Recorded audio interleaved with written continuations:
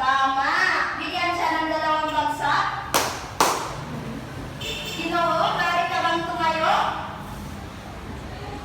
Magtatanghal. Tama.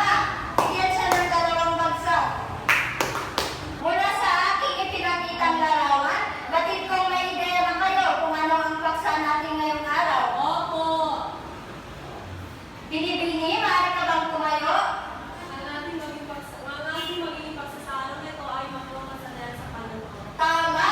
Bigyan siya ng 2 bagsak. Paksa natin ngayong araw ay uri ng pagtataya sa panonood.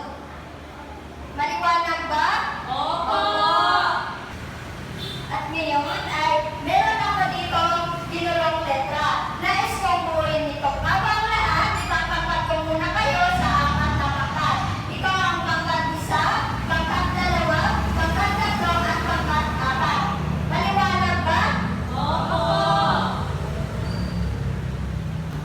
Maaari na kayong magsimula at bibigyan ko lamang kayo ng 2 minuto.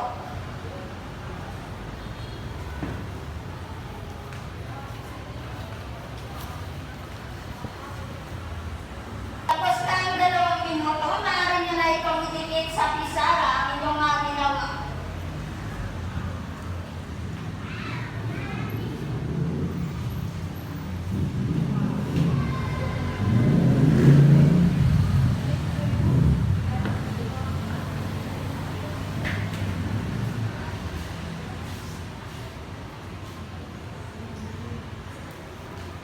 Ngayon, alamin natin kung ano ang inyong nabuong mga salita.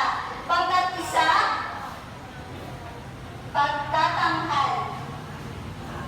Magaling, bigyan siya ng 2 bagsak.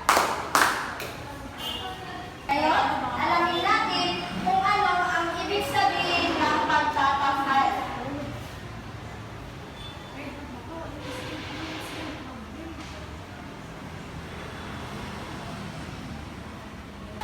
Ginoo, maaari mo bang basahin kung ano ang ibig sabihin ng pagtatanghal? Pagtatanghal. Ang isang pagganap o pagtatanghal sa sining ng pagganap o sining ng pagtatanghal ay may pagkalahatang binubuo ng isang kaganapan o panatag. Maraming salamat, Ginoo. Ang pagtatanghal, ito ay nagpapakita ng talento, ideya, sa harap ng mga manonood upang maghatid ng mensahe o aliw. Maaari ko bang malaman kung sino ang nagdikit ng pagsasadula? Magaling, bigyan siya ng 2 bagsak. Ngayon, alamin natin kung anong ibig sabihin ng pagsasadula. Binibini, nagdikit ng pagsasadula, maaari mo bang basahin kung ano ang ibig sabihin ng pagsasadula? Ang pagsasalula ay ang magbibigay buhay sa isang kwento na ginagampanan ng mga kinig sa upat. Dito sa pagsasadula, ito ay ang pagganap ng mga tauhan upang maipakita ang isang kwento.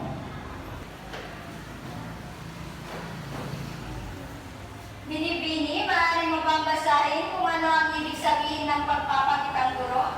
Pagpapakitang ko ang isang pagganap o pagtatanghal sa sining ng pagganap o sining ng pagtatanghal ay pagkalatang binubuo ng isang kaganapan o palabas. Ang pagpapakitang guro, ito ay aktual na pagpapakita ng proseso or gawain upang maunawaan ang isang aralin. At ngayon, dadako naman tayo sa pelikula.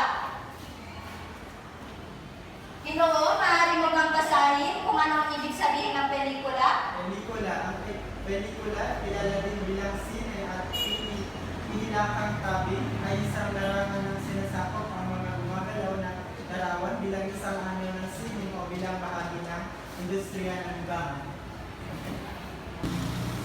Ang pelikula, ito ay ang pagkukwento gamit ang tunog, larawan, at ito ay pinilakang palabas. At baklas ang ating mga tinalakay tungkol sa pagtataya sa panonood. Opo.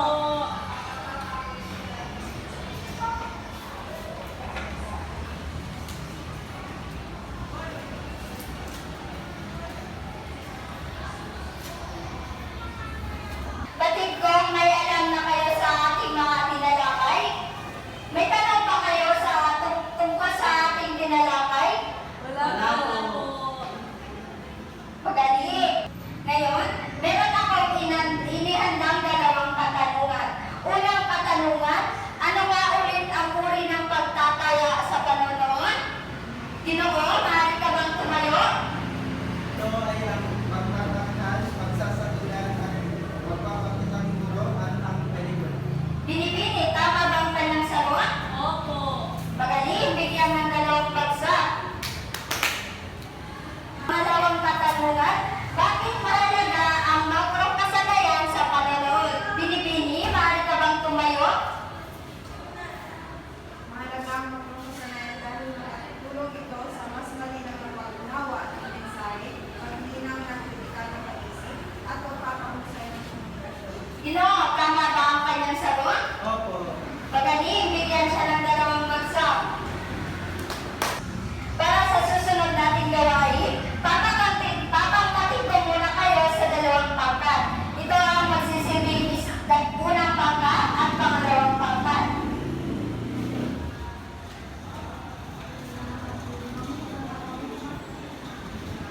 Pakibasa ng ating panutot. Panuto, pumili ng dalawang uri ng pagtataya sa makrokasanayan sa panonood at ihambing ito. Dito nyo isusulat ang mga gawain.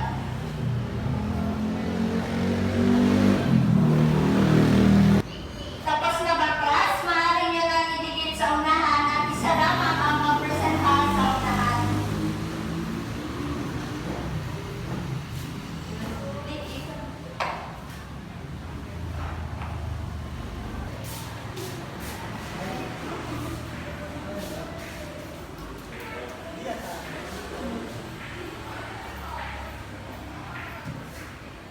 Pangkat isa, maaari mo bang ipresenta ang inyong gawain? Ang pinagkaiba ng pagtatanghal sa pelikula, ito ay sa pagtatanghal, ito ay binubuo ng isang kaganapan o palabas. Sa pelikula naman ay ang larangan na nagbibigay ng maliw at sinasakop ang galaw. Halimbawa na naman ito ay ang sine. At ang pinagkaiba ay ang uri ng pagtatanghal sa mahang kasanayan. Maraming salamat, Ginoo. Pangkat dalawa, Ang pagkakaiba ng pagtatanghal at pagsasadula, ang pagtatanghal ay ang pagganap sa entablado, magkanta, sayaw at iba pa. Ang pagsasadula ay ang pagbibigay buhay sa isang kwento. At ang pagkakatulan nito ay mayroong pagtataya. maraming salamat, pangkat dalawa. Iwawas na natin ang mga ginawa nyo bawat pangkat. Pagkatanghal, binubuo ng isang kaganapan. Tama. Pelikula, larangan na nagbibigay ng aliw at sinasakop ang galaw. Sine, tama. Pagkakagulat, uri ng pagtataya sa makrokasanayan. Tama. Bigyan ng dalawang bagsak ang unang pangkat. Dadama tayo dito sa pangalawang pangkat. Pagtatanghal, pagganap sa entablado, pagkanta, sayaw at iba pa. Tama. Pagsasadula, pagbibigay buhay sa isang kwento. Tama. Pagkakatulad, ito ay parehong pagtataya. Tama. Bigyan ng dalawang bagsak. Individual din or gawa sa activity lang sa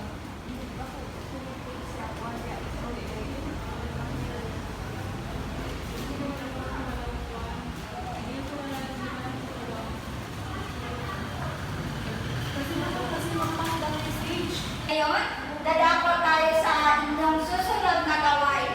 Bago ang lahat, papangkatin ko muna kayo sa dalawang pangkat. Pangkat isa at pangkat dalawa. Meron ako dito ang mga senaryo. Ang nais ko lamang ay isasadulahan ninyo dito sa unahan. Pumili lamang kayo sa apat na makrong kasanayan. Pagkasahin ng ating pamantayan, Ilalaman 10%, Organisasyon 5%, kalinawan 10%, kabuuan puntos 25%. Yan na. handa na ba, class? Ngayon, mauna ang pangkat isa. Maaari mo na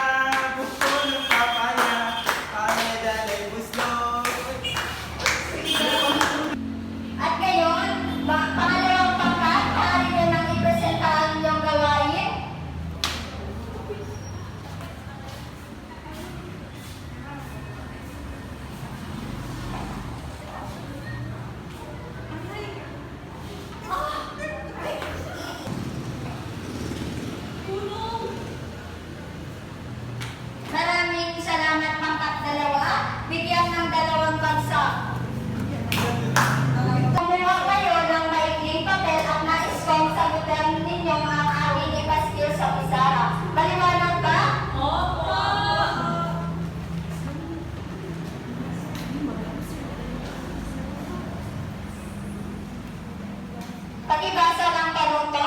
Panuto. Piliin